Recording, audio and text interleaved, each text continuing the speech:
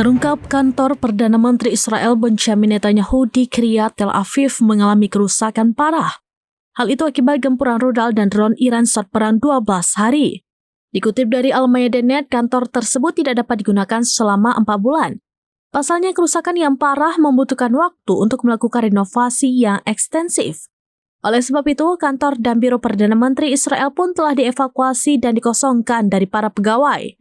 Diketahui sebelumnya sekitar 200 rudal Iran menghujani Israel pada akhir Juni 2025. Serangan besar-besaran itu diluncurkan sebagai balas dendam Iran ke Zionis.